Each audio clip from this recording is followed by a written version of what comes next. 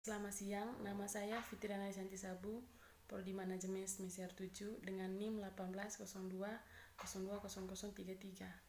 Baik, di sini saya akan mempresentasikan materi tentang komunikasi yang efektif, efektivitas komunikasi. Pentingnya komunikasi efektif di dalam suatu organisasi. Secara umum, komunikasi itu sendiri dapat diartikan sebagai proses pertukaran informasi yang bertujuan untuk mencapai pemahaman yang sama. Pada prosesnya, komunikasi merupakan bagian penting dalam pembelajaran. Implikasinya di kelas dapat berupa partisipasi siswa, semisalnya mengangkat tangan, menanggapi pernyataan guru, atau mengajukan pertanyaan. Itu menurut Emily 2010.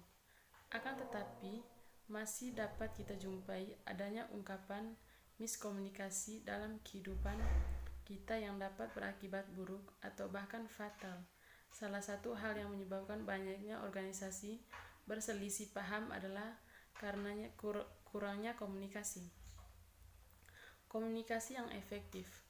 Komunikasi yang efektif dapat terlaksana apabila komunikator atau pemberi pesan dapat menyampaikan pesan yang dimaksud kepada komunikan atau penerima pesan. Selain itu, komunikasi yang efektif juga bertujuan supaya informasi yang disampaikan dapat menimbulkan feedback dari komunikan. Karena alasan-alasan tersebut, maka proses komunikasi yang efektif haruslah dilakukan dengan menggunakan bahasa yang jelas dan dapat dipahami oleh orang lain. Pada dasarnya, komunikasi di dalam organisasi terbagi menjadi 3 bentuk.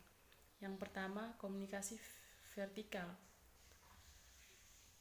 Bentuk komunikasi ini merupakan bentuk komunikasi yang terjadi dari atas ke bawah dan sebaliknya.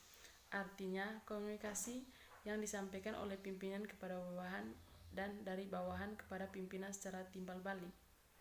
Fungsi komunikasi ke bawah digunakan untuk pemimpin untuk yang pertama, melaksanakan kebijakan, prosedur kerja, peraturan, dan instruksi.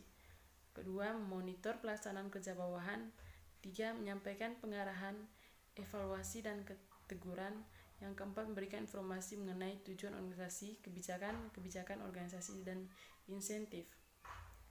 Seorang pimpinan harus lebih memperhatikan komunikasi dan bawahannya dan memahami cara mengalami kebijakan-kebijakan terhadap bawahannya.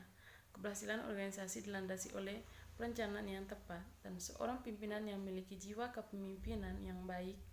Kedua hal tersebut merupakan modal utama kemajuan organisasi yang dipimpinnya. Fungsi komunikasi di atas digunakan untuk yang pertama, memberikan pengertian mengenai laporan kerja, saran, usulan, opini, permohonan, bantuan, dan keluhan. Yang kedua, memperoleh informasi dari bawahan mengenai kegiatan dan pelaksanaan pekerjaan bawahan dari tingkat yang lebih rendah. Berikut komunikasi horizontal. Bentuk komunikasi organisasi ini adalah secara mendatar. Komunikasi ini berlangsung di antara sesama karyawan atau pegawai, dan sebagainya. Komunikasi horizontal ini berlangsung dengan cara tatap muka melalui media elektronik seperti telepon maupun pesan tertulis. Yang 3, komunikasi diagonal.